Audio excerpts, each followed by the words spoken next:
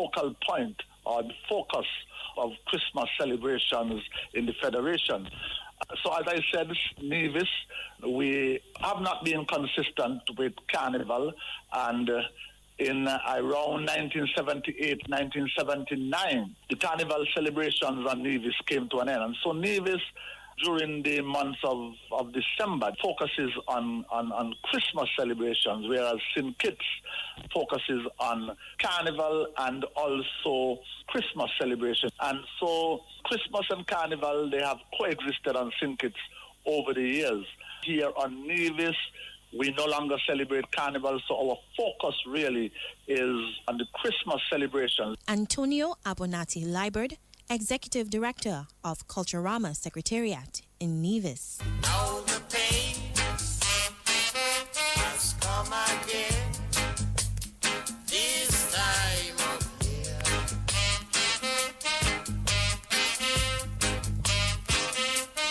It's the time and I regret that you. While the nativity of Christ is recognized, folklore plays an important role in the Christmas celebrations on Nevis, while these traditions are integrated into the carnival celebrations on St. Kitts. We have a lot of what we call Christmas sports. And when I refer to Christmas sports, I'm specifically referring to folklore. So we'll have things like masquerades, giant spear, cowboys and Indians, Johnny Walker, Sweet Lemon. Those are some of the foremost folklore that are practiced here on Nevis. And as I alluded to earlier, we refer to them as Christmas sports because these folklore are usually practiced over the Christmas period. You also have string bands, and you also have a number of carolers that would go from house to house in Nevis during the Christmas period, ushering in the Christmas season, singing Christmas carols. And so that has primarily been the focus here on Nevis, more so on Nevis than on St. Kitts. Nevis really has been heavy on folklore performances, the Christmas sports, whereas on St. Kitts, the focus really is on Carnival. But yes, during Carnival on St. Kitts, you would have the masquerades, you'll have the Moko Jumbi, you would have the bull, you would have the mummies, you would have the clowns. Those Christmas sports, they form an integral part of the carnival celebrations on St. Kitts. So on St. Kitts, they have really integrated the Christmas sports, the things that are predominant over the Christmas period. It is incorporated into the carnival celebrations. There are VAT-free days here on Nevis, and so the hardware stores, you'll find householders in those hardware stores buying new curtains, buying new tablecloths, buying paint to repaint their houses. What the government does is that those 2 days, they remove VAT from items that carry VAT. You get your items to decorate your houses and whatever, your paintings, your linoleum, your kitchen mat. You know that at Christmas time, people would buy new appliances, stove, fridge, wash machines. You go in and get them dirt cheap. So that tradition has continued here on Nevis. It is something that I don't think would ever go away. We are big on Christmas tree lighting ceremonies in the capital, Charlestown. That square has been transformed. A lot of lights, the Christmas tree, Christmas decorations, a manger, and that's a massive thing. And then in the different communities, I think that here on Nevis, we are only 36 square miles. We are a small country. And we have in excess of 20 Christmas tree lightings, maybe up to 30, every nook and cranny across the island. The villages, they have Christmas tree lighting celebrations. And what we have had over the years too, the government has given incentives during the Christmas period. Your electricity bill is somewhat reduced. We want to encourage people to decorate their houses with Christmas lights. Once you register that you are going to be having Christmas decorations in your yard and your house, and there are competitions as well. The best decorated house with Christmas tree lights. There's a first prize, a second prize, a third prize for that. You do not see a lot of that on sin kits because persons are taken up with carnival. Antonio Abonati Liberd, Executive Director of Culturama Secretariat in Nevis.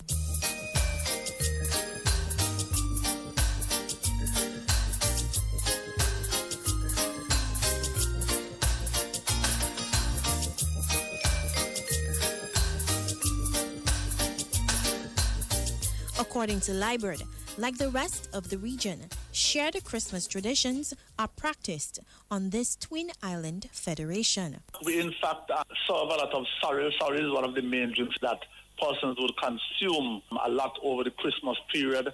What is happening here in Nevis is that we are now seeing the sorrel being soaked in the bush rum. And so you have sorrel bush rum, or what is called is sorrel formula. And we also have the tradition here now where marijuana, the leaves of the marijuana plant is soaked in the bush rum and you get green formula. And that is a staple here. There is also the black cake, the fruit cake, a lot of sugar cake that is made primarily from sugar and coconut, and it is boiled. You would put this sugar into the pot, into a heated pot, a hot pot. The sugar would melt, and when it's of a certain consistency, you would add the coconut and you would stir it, and you would stir it. When you think that is ready, you would take out a little bit of it, and you would drop a little bit of it inside of a cup of water, and if it does not disintegrate, if it does not fall apart, then it is ready to take out spoonfuls and to put it on a piece of board and leave it to dry, and then you'll take it up. Comes out like something like the size of a glass, the mouth of a glass, and you would serve that. You would give that to persons when they come around to serenade during the Christmas season. So these are some of the foods. You have persons consuming a lot of picnic hams, turkey, and I think that they will be consistent right around the Caribbean. You'll find the ham, the turkey, the sorrel, the ginger beer. That is one of the things too, and the mummy. These are foods that we would normally consume during the Christmas season. And also, we have our locally brewed rum, Hammond, bush rum. That too is a staple drink. When the string bands go around, when the masquerades go around, serenading house to house, when the cowboys and Indians go around serenading house to house, there's always a bottle of bush rum or moonshine or Hammond as we call it, that the household would give to these performers to sort of, give them some pep and get them a little tipsy so they would continue to perform throughout the entire day. Antonio Abonati Liberd, Executive Director of Culturama Secretariat in Nevis.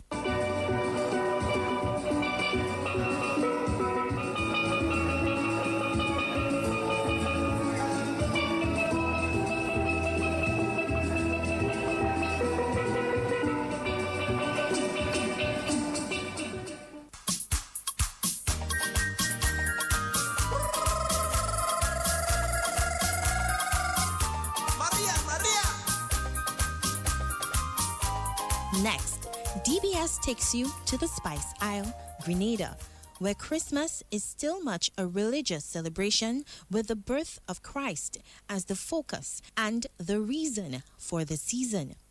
Liam Samuel, a Grenadian entrepreneur, reveals some of Grenada's Christmas traditions and the utilization of spice in mostly everything that is made. People go to church, sing carols, they have special Christmas interlude of music and song and so on, all with a very religious way. That is Grenada. Now, the dependency of Grenada, which is Carrier, which is a small island off Grenada that has about 10,000 people. The two things slightly different. They have a deep tradition of singing carol, but locally made songs that sometimes get into people's private affairs, and it is really sometimes amazing the kind of thing that is being sung about. But that is basically what Christmas is in Grenada. A lot of food, a lot of people visiting one another, sending out postcards, Christmas card, and generally is a joyous part of the year. There are some foods that are typically made around Christmas time. Made of corn, called it conky. It is basically, they use dry corn and grind it fine and make it into a paste and put meat in the middle of it and kind of put it in a package and put it in water. So it comes out as a solid, and that is been part of the tradition for, a lot of years. But I find of recent vintage, people are becoming less and less tied to tradition. Whereas before, corn key was the special part of the Christmas palette.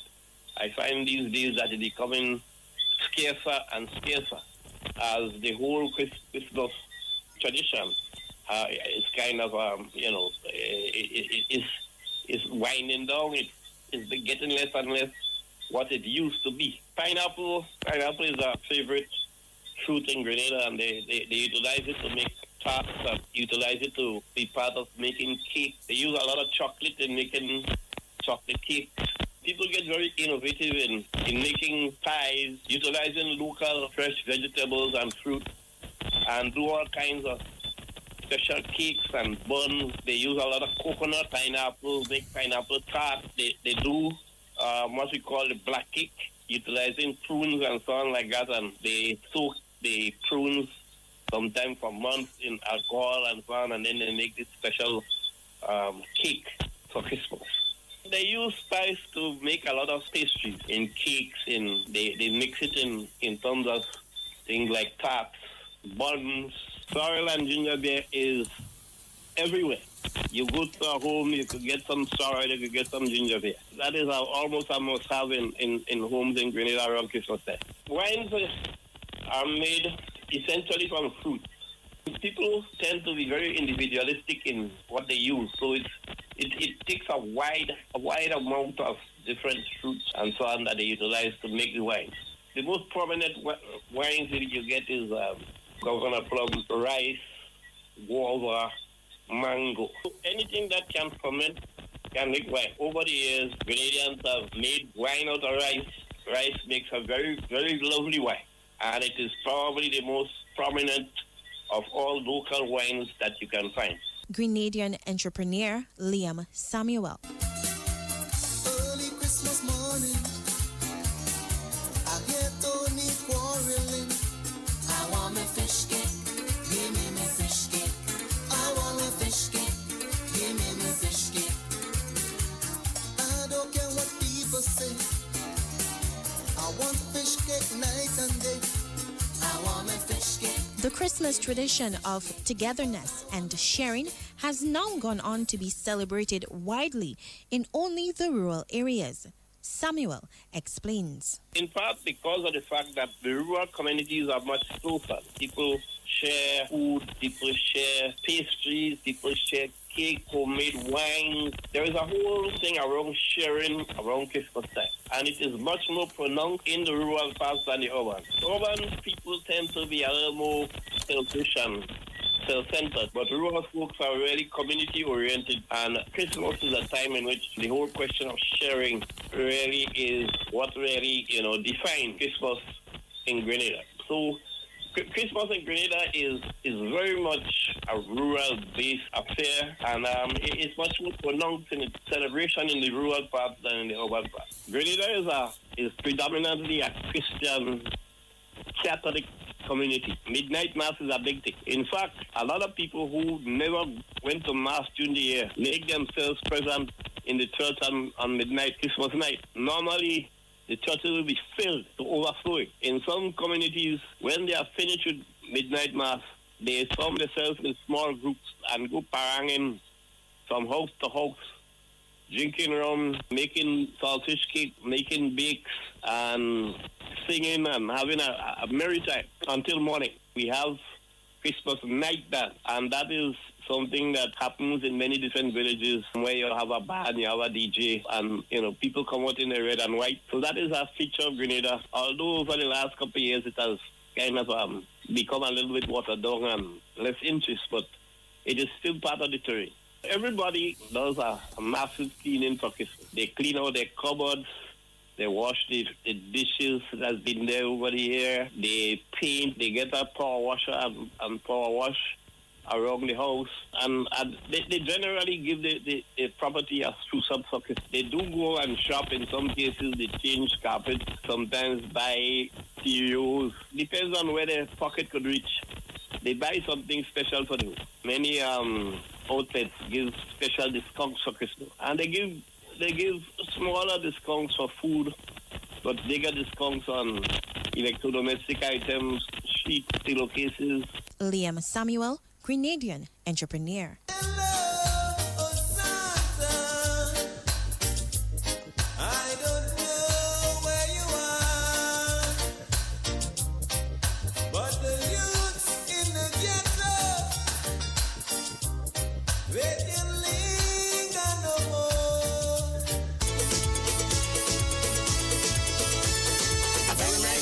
Christmas, wishing you are here. We gon' miss your company at this festive time of the year. When we pass your house Christmas morning, we gon' give a shout, calling out to your family as we rock with belly and mouth. For the Guyanese, pepper pot is one of the must-haves during the Christmas season. According to veteran Guyanese broadcaster Franklin Bobby Vera, pepper pot is a staple at that time, in addition to the shared Caribbean traditions. In Guyana, traditionally, Christmas will not be Christmas without pepper pot. That's the first thing. Pepper pot happens to be one of our main staples at Christmas time. Pepper pot is, of course, meat, and it's seasoned and done up with something called calf's rib, which is indigenous to us, or to our indigenous people, and so it gets to a boil and all of that. But at the end of the day, it's all meat. And once it's done the way it is supposed to be done, it would last for months without even being refrigerated. All you need to do is warm it up when you're ready to eat it, and there you go. Outside of that, there's black cake, the traditional black cake, which people have. Christmas come but once a year. Every man must have a share. Not only garlic pork and ginger beer, but all types of cake must share. Every year at Christmas time, I just have cake on my mind from since July. I prepare to eat all the cake that share. Before the holiday season, many parents would have, taken down their curtains. You cover the chairs. If you're not intending to bring new ones in, you would cover the chairs. You would recover the flooring, depending on the status in life that you live. If you were not a wealthy person or well-to-do, you would do the best you can with your cottage or your home or your apartment. But generally, it's food, drinks, visiting friends, and having a good time. Christmas Day, like any part of the world, Boxing Day for Commonwealth countries, Guyanese themselves visiting home. You have the VFRs, the visiting friends and relatives, coming home in their numbers. All in all, Christmas is a tradition, and people look forward to it. Guyanese are getting ready to do the traditional thing, and that is going out shopping and doing everything. Veteran Guyanese broadcaster Franklin Bobby Vera. It's a Guyanese Christmas. It's a Guyanese Christmas.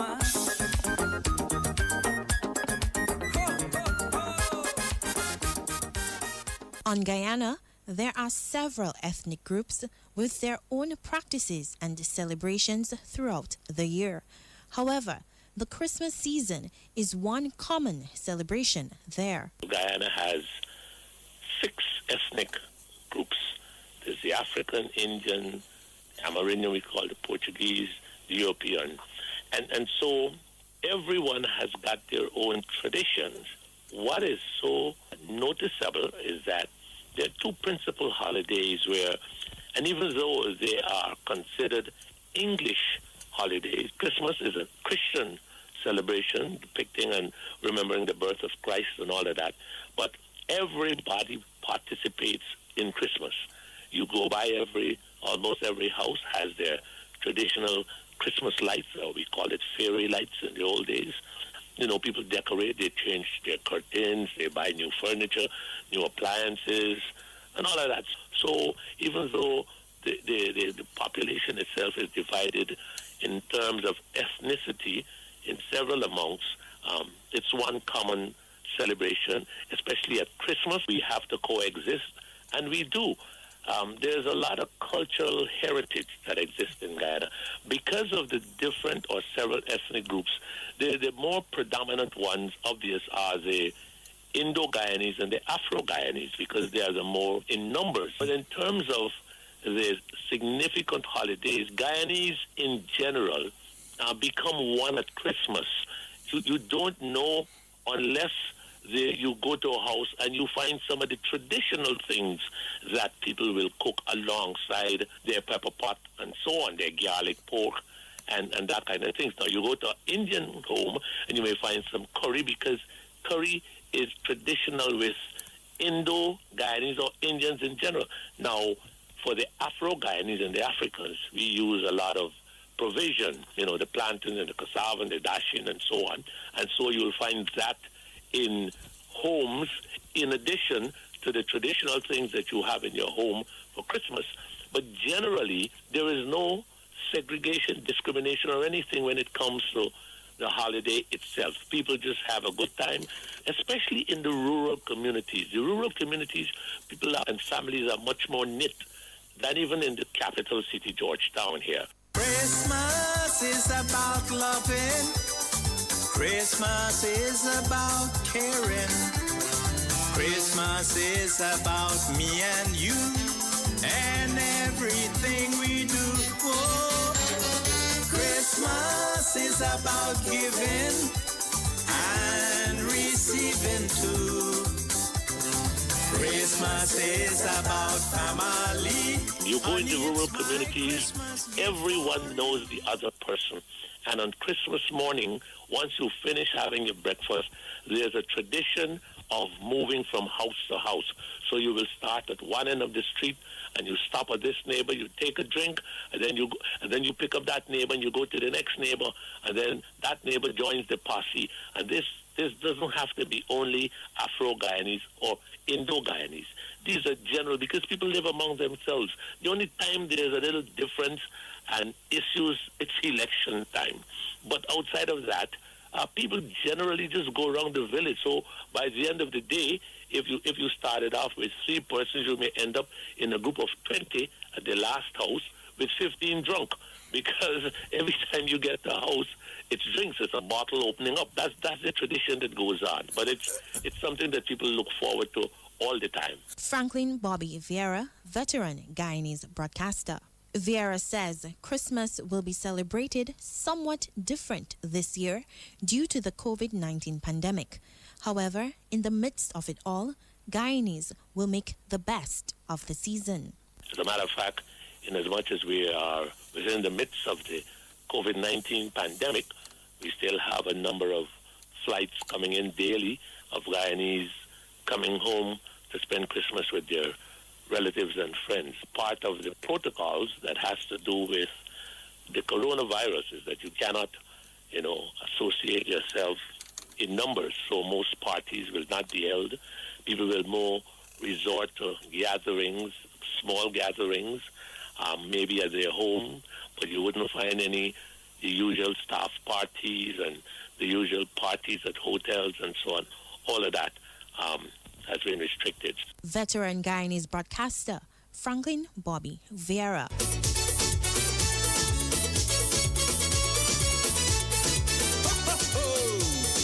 Yes, my friends, we have come to the end of part 2 of Traditions of Christmas Caribbean Edition. Do ensure to tune in for part 3. Traditions of Christmas Caribbean Edition Part 2 was written, presented, and produced by Christina Joseph. Interviews were conducted by senior producer Cecil Joseph and Major Francis Richards. Special thanks to Antonio Abernathy Liebert, Executive Director of Culturama Secretariat in Nevis, Liam Samuel, Grenadian entrepreneur, and veteran Guyanese broadcaster Franklin Bobby Vieira. This has been a DBS radio production.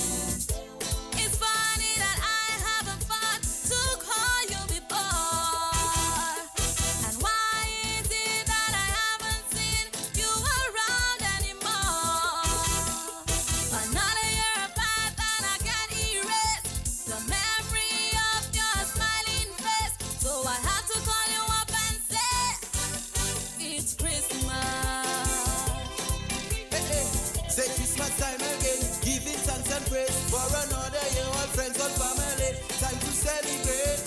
Serenade band back again, spreading love, joy and peace to everyone out there. Come on, Merry Christmas. Drink some ginger beer, sorry Lanny wine, even solo, or some Pencaco, bake a piece of ham, turkey and the fruit cake.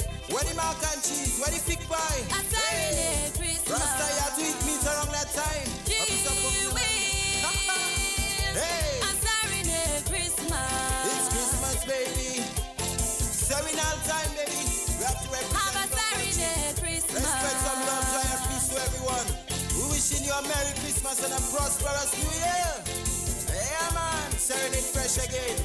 We're keeping it real this Christmas. Hey. Gee whiz, a serenade Christmas.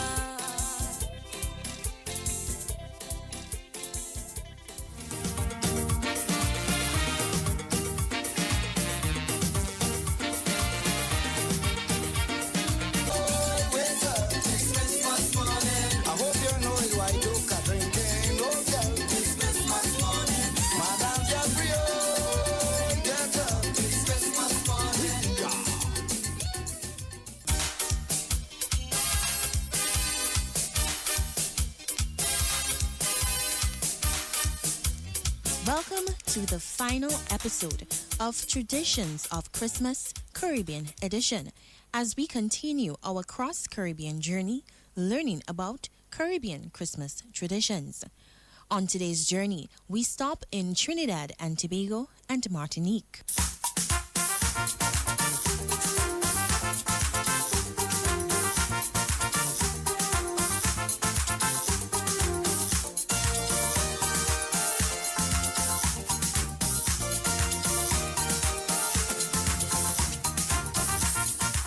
DBS takes you first to Trinidad and Tobago, where Wendell De Leon, a behavior change specialist, explains how parang rings in the Christmas season. Even as we lead up to the Christmas time, you have in different parts of the country, like in one area in Lopino, they have the different parang bands will come together and they would have, you know, a sing out, you know, and they have up in Parliament. So people follow that. People waiting on whenever they have these gatherings of the bands and stuff to go and to listen to that kind of music, because that's another festivity in itself, you know.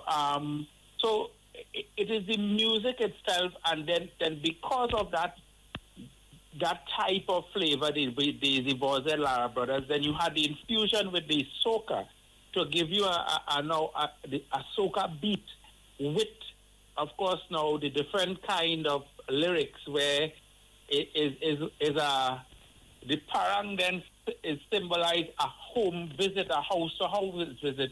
So now you get the neighbor, open your house, neighbor, I come in for this, neighbor, with the ham, with this, you know, I want piece of ham or black cake, you know, neighbor, come in for phone. So you have all these other kind of, you know, where people now looking to create a greater bond or a family kind of atmosphere during that period. Tongue, you really don't get much of a parang unless it's country people who living in town going at parang each other's house. Oh Lord, I'm feeling so set. Neighbor, neighbor, never come and party and fest. Neighbor, neighbor, never bring me children and forget. Neighbor, neighbor. Country parang, that's a whole different story. People would have talked to each other for the whole year. When it comes to parang, you have to go by your neighbor's house because you can't miss out your neighbor's house. That you can't be that vexed. You could vex with me for the rest of the year, but come Christmas time, we go into everybody's house in the village and we paranging and we partaking of whatever they offer, which is, of course, whether is the traditional, you know, the black cake, the sorrel, the ginger beer. We don't really do so much local wine. I mean, it is there, but our drink would probably be more puncha creme, which is a local, the ginger beer and the sorrel. Sorrel are sometimes infused with the rum in it again. It's that kind of flavor when you come to Trinidad. Wendell De Leon, behavior change specialist from Trinidad. He goes on to explain some traditional Trinidadian Christmas practices, which of course always includes parang. Some of the food stuff, and in particular, in Trinidad we put it as pastel. You have the dough being prepared in a particular way where you insert the meat in it, and you have a different mix in terms of whether you want fish or whether you want beef or whatever it is, and it is wrapped in the fig leaf and it is prepared and put. But that's part of another tradition where you come home to somebody's house, you're looking for pastel. You know, you want to make sure you get a piece of ham. So those are the kind of things that you would look forward to once you're on the road to paranging. Our parang is a mix of what we call soca parang. Of course, we have the traditional parang, which is a blend of the Spanish singing with the church and the religious aspect of it. So when you hear a parang, you'll probably hear it coming out in the Spanish lyrics where it is like an aguinaldo. It's like the reverse of the caroling. You have a caroling coming to you and people start to sing carol outside. You come outside and you greet them and you invite them in. And similarly, when the parangeros come in by you and they reach by your door and you see they start to chant an aguinaldo, is basically asking you to open up and invite them in. If it is that you refuse that, well, there's a whole different story, because usually the parangeros who do the house-to-house visiting kind of thing is people come from the community with some kind of, somebody pick up a maraca, a shak, a cuatro, and a band is put together. Merriment, and of course with that will be some drinking and stuff. So there's a house-to-house thing where everybody will come to you, and it builds the community bond and the community spirit. Trinidadian behavior change specialist Wendell De Leon.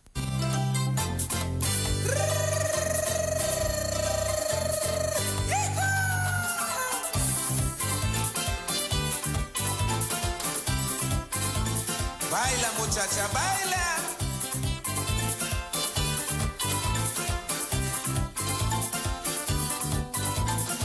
I must have black cake for Christmas. I love it souped down with rum. The taste must be nice and fruity. Trinidad and Tobago is a melting pot of various ethnicities and religions. However, De Leon says their togetherness brought about by the Christmas season trumps religion, ethnic beliefs, and practices. The Hindus, the Muslims, we have a melting pot of people of whatever the ethnicity, whatever your religious denomination or as the case may be. There's no limitation inside of that for celebrating Christmas and paranging. So you would see, like when bands come together to go for the paranging at different locations.